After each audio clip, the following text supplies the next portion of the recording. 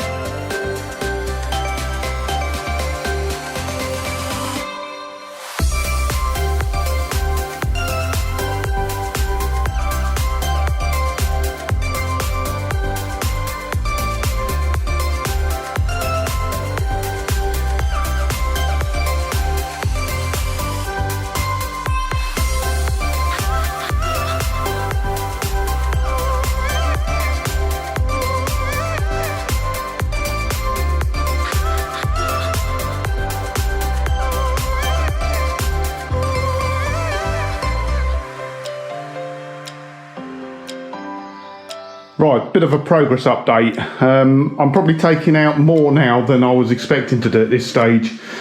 So I've taken the windscreen out. I didn't want to have to do it at this stage. I wanted to leave it sort of watertight, dust tight or whatever, but I've had to. Basically because I just wanted to get to the back of all these holes. So to get to the back of the holes, you have to take the soundproofing out. To get the soundproofing out, you have to take the dash vents out. To get the dash vents out, you have to take the top dash rail out. So that's all apart inside now. That's probably as far as I'm going to go inside. I don't need to strip any more off. There is, so this bit in the middle actually I was going to take off. That's one of the reasons I took it all out as well, but I'm not now because that's all sealed in with original sealer and I can mask that off nicely anyway. I've just touched up some more little areas on the bulkhead here. Again, this is all stuff that won't be seen, but you know, it's peace of mind for me. Oh no, it's okay. And I've got to say, again, never ceases to amaze me, this car. 37 years old. Look at that windscreen scuttle. There's no rust at all.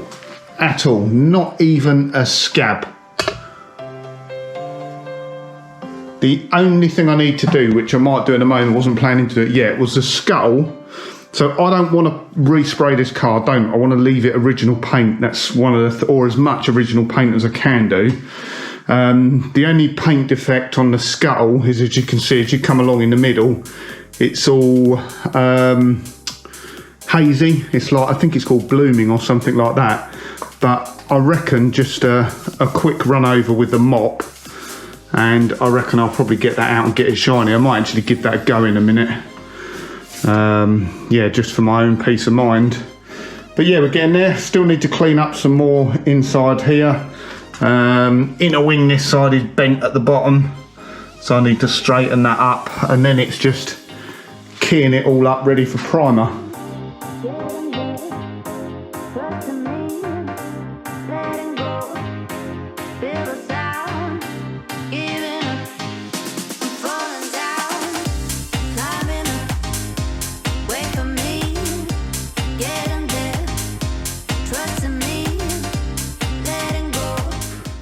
Right, there we go. So a quick going over with the mop with some Ferrecla G10, and yeah, it's got rid of all that blooming. And like I say, the paint is not perfect.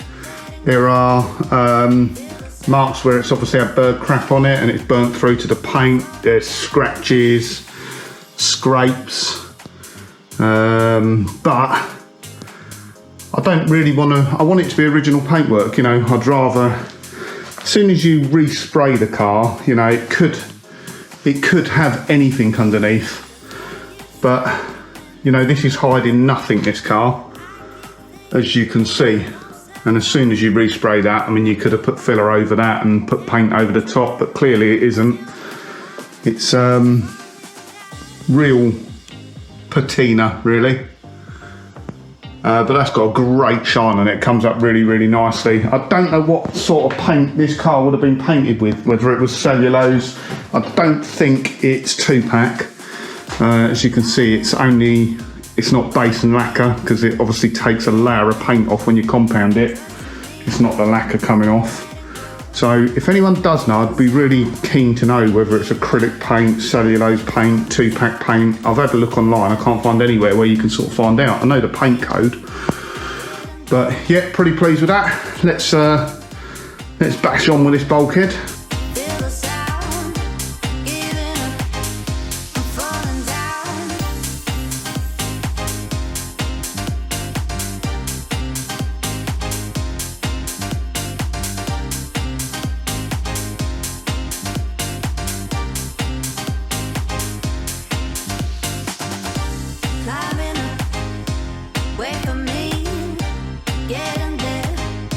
Trust in me, letting go.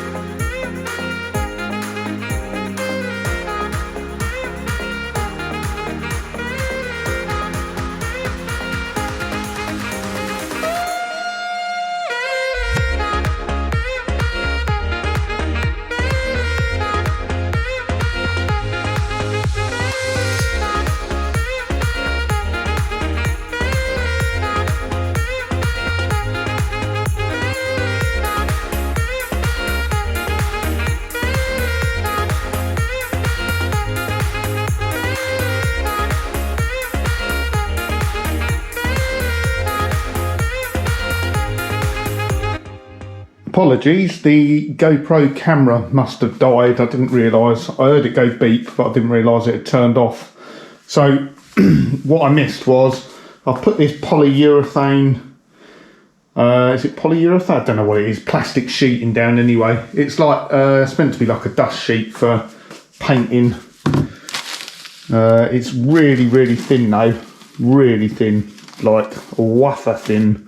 But they're only, literally only, I think I bought 3 packs of them for about £3 on eBay. But obviously with the floor, I don't want to get overspray on the floor, so it works out about £1 each for 4 metres by 5 metres. So I'll just cut a bit out and put it down.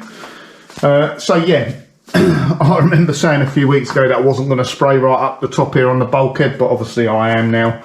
And everywhere that had a hint of any sort of surface rust or little spidery marks in it, any flaky paint, I just wire wheeled off, and that has been etch primed now. That's only etch primer.